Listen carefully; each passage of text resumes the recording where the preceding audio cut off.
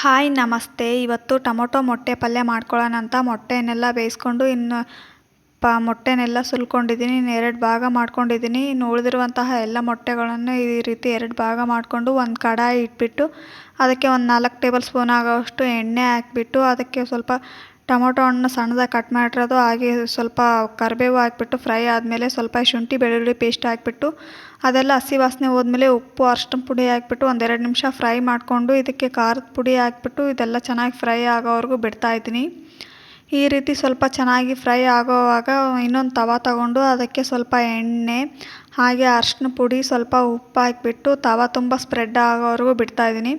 ಇನ್ನು ತವ ತುಂಬ ಸ್ಪ್ರೆಡ್ ಆದಮೇಲೆ ಮೊಟ್ಟೆನೆಲ್ಲ ಇದರಲ್ಲೇ ಹಾಕಿಬಿಟ್ಟು ಫ್ರೈ ಮಾಡ್ಕೊಂಡಿದ್ದೀನಿ. ಇದೆಲ್ಲ ಫ್ರೈ ಆಗಿದ್ದನ್ನ ಟೊಮೊಟೊ ಚಟ್ನಿಗೆ ಎಲ್ಲ ಹಾಕ್ತಾಯಿದ್ದೀನಿ. ಈ ರೀತಿ ಒಂದೊಂದೇ ಟೊಮೊಟೊ ಚಟ್ನಿ ಒಳಗೆ ಬಿಟ್ಬಿಟ್ಟು ಇನ್ನೆಲ್ಲದನ್ನು ಚೆನ್ನಾಗಿ ತಿರ್ಕೊಂಡಿದ್ದೀನಿ ಟೊಮೊಟೊ ಚಟ್ನಿ ಜೊತೆಗೆ.